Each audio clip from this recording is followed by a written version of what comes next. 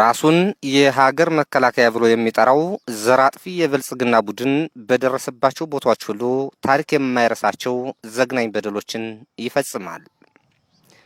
የዚህ ወንበዴ ሰራዊት ገመና ተነግሮና ተጽፎ የሚያልቅ ባይሆንም በቀጣዩ ትውልድ እንዳይደገሙ ለማስተማር አውራውራ ችግሮችን እየመዘገብን እንይዛለን፣ ለህዝባችንም እናሳውቃለን።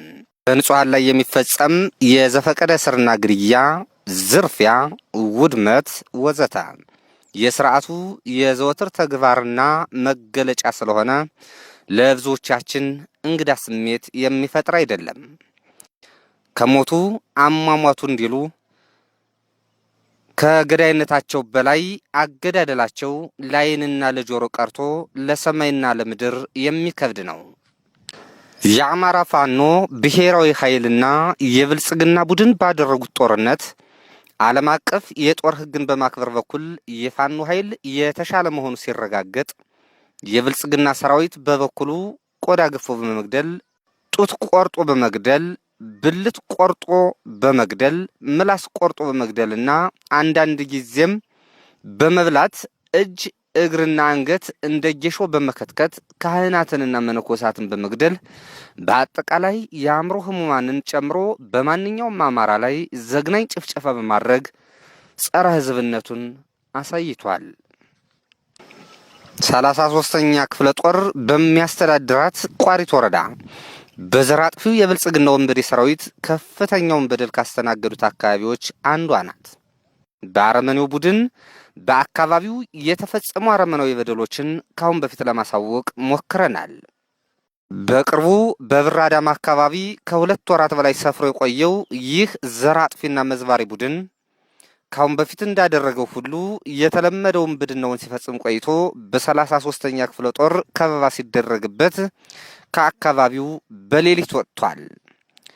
የአካባቢው ነዋሪዎች በሰጡን ጥቆማ መሰረት በብር አዳማ አካባቢ የነበረው ጨፍጫፊ ቡድን በለቀቀው ምሽግ ባደረግነው አስተውሎት ጅምላ መቃብሮችን አግኝተናል።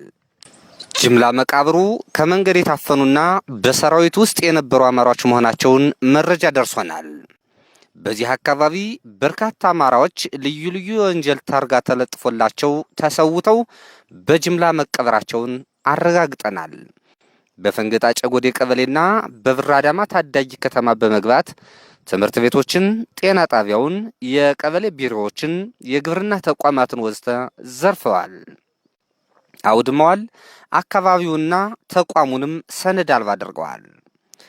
በርካታ ወጣት ሴቶችንና እናቶችን አስገድደው ደፍረዋል። ባለትዳሮችንም አማግጠዋል።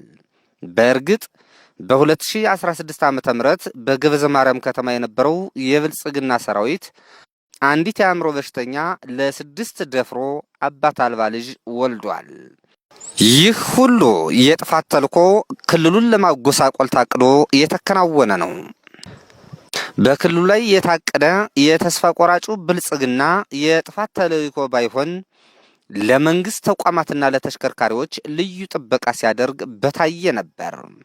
በየግለሰቦች ቤት የተዘረፈው ሀብት ንብረት ተቆጥሮ አያልቅም።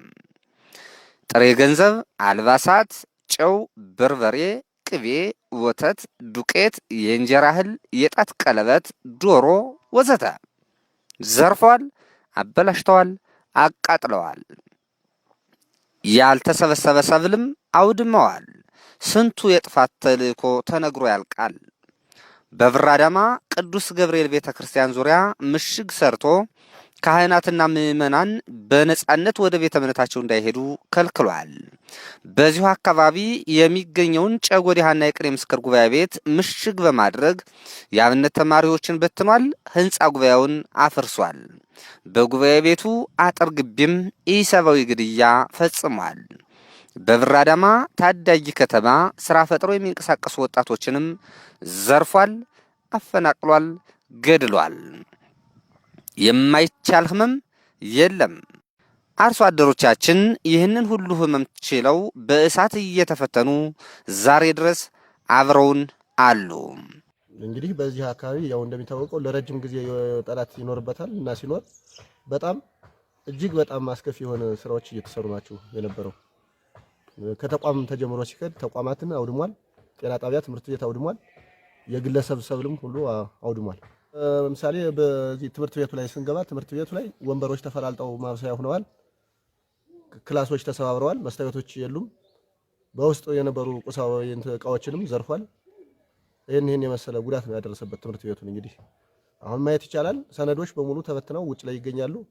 ወደ ጤና ጣቢያው ተቋም ስነድም የሴቱ የክትባት እንትን ካርድም አልቀረውም፣ አውጦ ነው የበተነው። ማየትም ስለሚቻል ነው። አሁን ምንም አይነት እቃ አልተገኘም እና ሰብሎችን በተመለከተም በዚህ በአካባቢ የሚገኙ ሰብሎችን የደረሱ ሰብሎችን ሳይቀር ለምሽግና ለተለያየ ነገር እያጨደ እንደ ሕፃን ሲበዘብዘው ነው የዋለው። ህብረተሰቡ እኛ ከዚህ ሁላ ጉዳችን ለምን በቃ አንድ ጊዜ ብናልቅ ይሻለናል። ይህም ከሆነ ሰብላችን የሚወድም ከሆነ ንብረታችን የሚወድም ከሆነ ቤታችን እየተገለጠለ ጥሬ ብርና የተለያየ እቃዎች የሚሄዱብን ከሆነ አንድ ጊዜ ከፋኖ ጎን ተሰልፈን ብንሞት ይሻለናል። ቀበሌያችን ወይም በከተማችን የወደመው ቁስ ያው ለምሳሌ ትምህርት ቤታችን የልጆቻችን ወንድሞቻችን መማሪያ ትምህርት ቤታችንን በዱረን አውድሟል። በተጨማሪ የጤና ጣቢያችን ማንኛውም ማህበረሰብ የሚገለገልበትን መድኃኒቱንም ፍርናሹንም ሙሉ ማቴሪያሉን እቃውን አውጦ እንዲሁ አሁንም አውድሟል። ስለዚህ ዛሬ ማህበረሰባችን ሰፊው ህዝባችን የሚገለገልበትና የሚጠቀምበት አጦ እየተሰቃየ ነው ያለ። በዚያ ላይ ወጣቶቻችን ሻይ ቤት ከፍተው ሴቶች እህቶቻችን ወንድሞቻችን ከፍተው ሻይ ቤት ይጠቀሙ ነበር። ሙሉ እቃቸውንና የጫኑትን ለስላሳቸውንም እንዲሁ ፊኖ ዶቄታቸውንና ስኳራቸውን በራሳቸው መኪና ዘርፈው ጭነዋል፣ ወስደውባቸዋል። ወጣቶቻችን ዛሬ ከስራ ዕድል ፈጠራ አቋርጠው ከስደትና ከፍንቅል ላይ አድርገው ዳርገዋል።